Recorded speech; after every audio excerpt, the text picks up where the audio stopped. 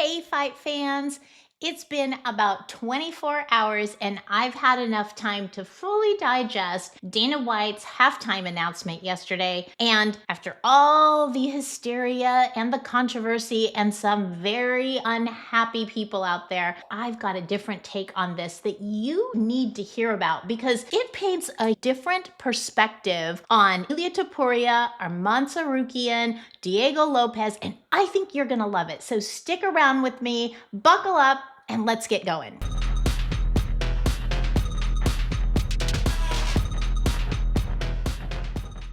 There's a lot of negativity, and it makes sense to me why people are very upset about Arman Tsarukyan not getting the title fight. But I've been collecting breadcrumbs since October of 2024, and a lot has happened along the way. And if you stick with me and just hear me out here, I'm going to connect some dots here that's going to paint a broad stroke over what the UFC is doing right now and why Patty and Justin are the first fights out of the UFC 324 and why we shouldn't feel bad for Arman. Let's break this whole thing down. What is the controversy? The biggest thing that people are upset about is that there is not a meritocracy. I'm going to argue that to a certain degree, that is true. There is favoritism involved. The sport is evolving. Paramount Plus is a huge deal. I don't think it's Dana White that's showing favoritism. I think it's the TKO group and Paramount Plus.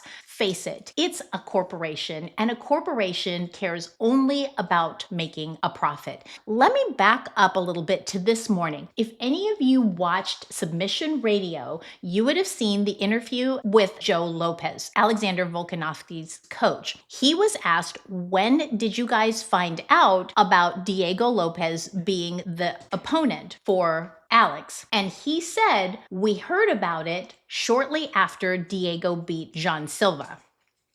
That was all I needed. I needed that validation. There is so much that goes on behind the scenes that we don't know about. And it's not necessarily evil. It's all about timing. And with the launch of Paramount Plus, the UFC has to come out swinging for the fences. They want the Mexican fans, they want casuals, and they want Chinese fans. Those are huge, broad-based groups that they need to steal the hearts of. Does it suck for us? Yes. Does it suck for Lerone Murphy? Yes. Does it suck for Movsar Evloev?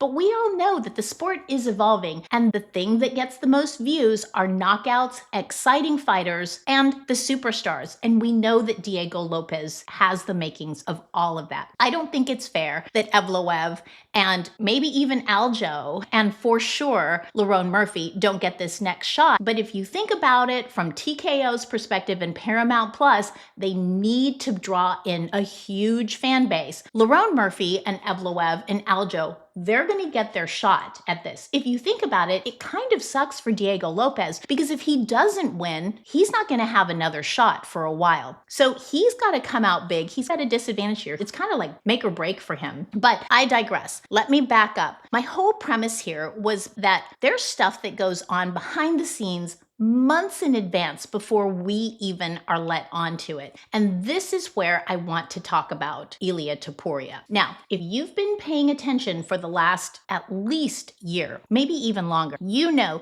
that Ilia Topuria has 4 goals. I'm going to start with the least of which, and that is to fight Paddy Pimblett.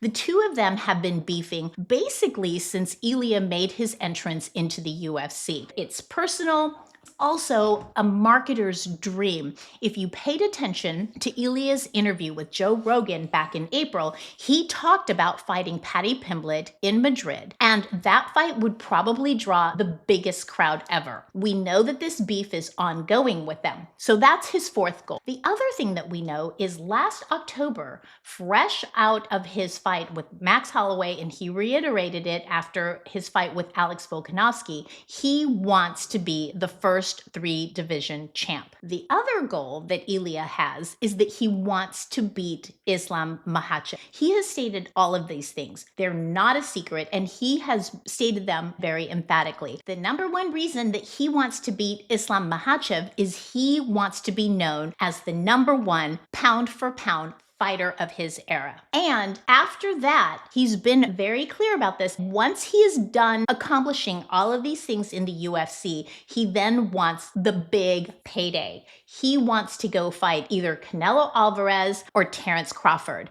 And he's been beefing with Terrence Crawford because Terrence Crawford kind of dissed him, said, Ilia, who basically? And that got under Ilia's skin. So think about this. Ilia Topuria, next to Conor McGregor and Ronda Rousey, is the biggest superstar the UFC has, for sure, for this generation. The UFC has the biggest opportunity right now to make sure that Ilia Topuria is happy. So here is my controversial take on this, but if you stay with me, you will agree that this will be a good thing for all of us, including Arman Tsarukyan. Let's reiterate Ilia's 4 goals. Number 4, beat Paddy Pimblett up, like rearrange his face. Number 3, beat Islam Makhachev because he wants to be the number 1 pound for pound fighter of his era. Number 2, be a 3-division champ. And after that is the biggest goal of all is ka-ching, ka-ching, payday. He wants to make big money outside of the UFC and in boxing. Why? Because Ilia Topuria wants to be considered the best fighter across all disciplines. And if you've been paying attention to his interviews, you know that he has been dreaming about this and he has been speaking it into action, and everything has gone according to his plan. And the UFC loves Ilia Topuria because he will draw in fans and big money for them. So they want to make Ilia happy. Right now, Ilia writes all the rules. Now, there's a little bit of a wrench that has twisted into this plan and thrown everything off kilter, and that is his impending divorce. Now, I want all of you to think about this. If you've worked hard all of your whole life, working for your dreams to come true, and they're coming true for you one after the other, everything is falling into place and you're working so hard, would you then, if you found out your partner wants a divorce and now it's becoming very, very contentious, as 99.9% of divorces do, especially when children are involved, are you going to go sign a contract for millions and millions of dollars? Heck no, you're going to put a pause on everything, because if you sign off on a contract to make millions of dollars, guess who's getting half of those millions? You've got it, your soon-to-be ex-spouse. It makes total sense that Ilia is pausing the brakes right now. Here's another reason why this kind of works in his favor and plots out everything to work like clockwork in 2026. The UFC has a bit of a tricky situation on their hands. The lightweight division has a huge logjam in it, and so does the welterweight division. And now, with Arman Tsarukyan beating the pants off of Dan Hooker,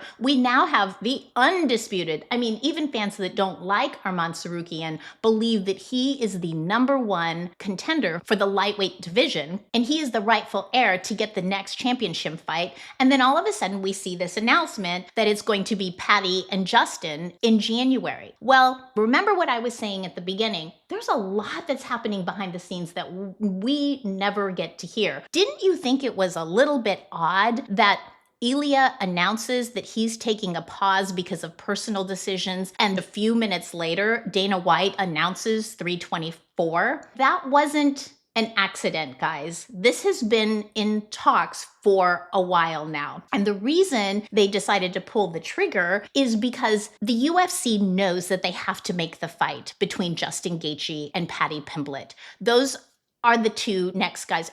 You can argue that Paddy Pimblett is ranked higher than he should be. Personally, I think he should be hanging out at 11, 12, or 13. But it's a marketing dream to have Paddy Pimblett because he's a superstar in the making, and it makes sense. Justin was complaining that he's going to retire. And not that Dana White rolled over for him, but it did make sense. They're both 2 great fighters that we all like to watch fight. So it made sense to give them the interim belt so that Ilia could take a pause so he doesn't have to sign a contract and make more money. And then once we have the winner of Gaethje and Pimblett, if it is Gaethje, Ilia Topuria in July will vacate the belt. If Paddy Pimblett wins, then Ilia will either fight the White House card against Paddy Pimblett or his dream that he's already mentioned at Bernabeu Stadium in Madrid in the spring, or maybe right after the White House card. I believe that this is already in the works, guys.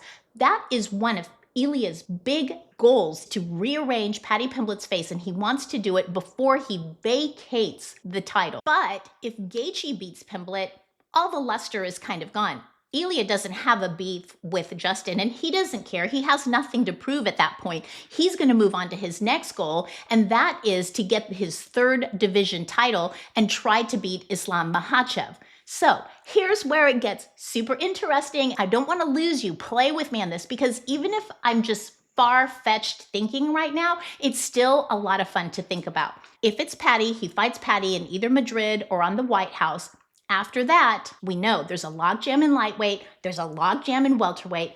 I think that the UFC is going to create a new division. Rumblings have been that it might be 165. I like 163 because it's right between 155 and 170, but it will be between lightweight and welterweight, and it will alleviate the logjam in both of those divisions. And face it, you have really big lightweights and you have smaller welterweights. So it makes total sense. And what better time to launch a brand new division into the UFC than with the biggest 2-3 superstars, Ilia Topuria, Arman Tsarukyan, and Islam Makhachev.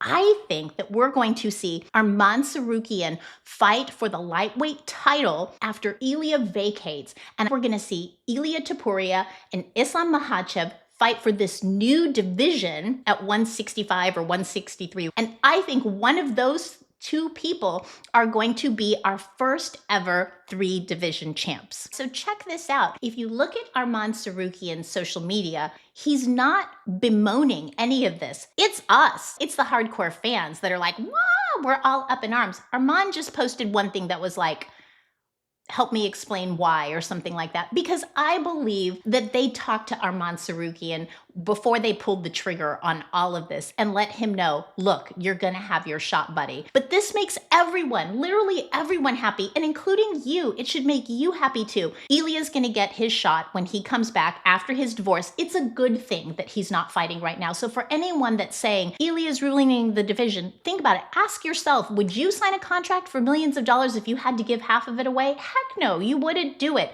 And he's going through a difficult time right now. Take a look at his current, I don't know, what do I call her, soon-to-be ex. If you look at her social media, she's posturing, she's low-key signaling some kind of message. It's gonna get ugly. He deserves that time away, but he also deserves the opportunity to come back to fighting with a clean head and going after his goals that we will all love. Think about it. This is generational for all of us. We get to see our favorite fighters get an opportunity to win the belt. And I know this whole thing with Diego Lopez has made some people infuriated. Diego Lopez is one of my favorite fighters. Even I was disappointed to see that it's Lopez and Volkanovski too, rather than Lerone Murphy or Evloev.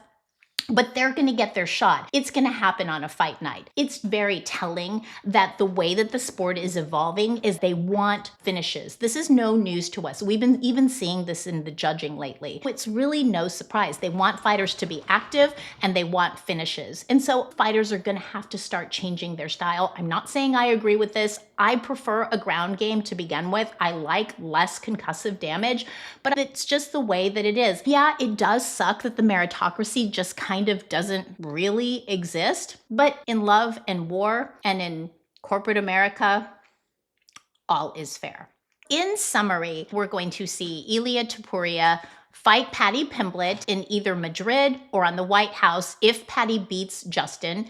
If Justin wins, he's just going to vacate. He's going to fight Islam Makhachev at a new, I'm going to call it a catchweight for right now, at 165 or 163. And really what sealed the deal on this for me was watching the way that this card, 324 and 325, were designed. It is clear that they're making a corporate decision here. They want Mexican fans, they want Chinese fans, and they want the casuals. And this is the best way to go get it. Everyone is going to have their shot, including Arman Tsarukyan, including Movsar Evloev, and including Lerone Murphy. Watching Joe Lopez this morning on Submission Radio confirmed everything for me. They've known for months, and they haven't made a peep about it. Sometimes you just have to listen to what's not being said, and you have to read between the lines, and you have to take the breadcrumbs and put them all together to make one big delicious loaf of bread. So just give this junior welterweight or this catchweight division some thought. This could really alleviate the log jams that are in welterweight and the log jams that are in lightweight. You can see fighters like Yoel Alvarez, Sean Brady, Bilal Muhammad have a home where they're fighting in a weight that is even more competitive for them. This could be an incredible thing. And there is no better time than with the launch of Paramount Plus, the inaugural year 2026, for all of this to happen and to make even more shining superstars. This is a win, win, win for everyone. I don't think I'm just waxing optimistic here. I'm thinking about this from a business standpoint and from a standpoint of what's going to make the most money for the UFC, what's going to bring in the most fans. And doesn't this just make sense, guys? What's best for us is more excitement, and what's best for the UFC is more fans. It's a perfect outcome. All right, I know there was some craziness in all of this. What do you think? Do you think that I've lost my mind? I don't think so. I think that once you start thinking about it, it's like, oh my gosh, the timing is ripe. The timing is now. We need this new division. We need Arman Tsarukyan to have his shot at the lightweight title. We need a 3-division champ. We need to see Ilia and Islam, and we need to see if Ilia really is going to be the greatest fighter of our era, cross over from the UFC and go into boxing.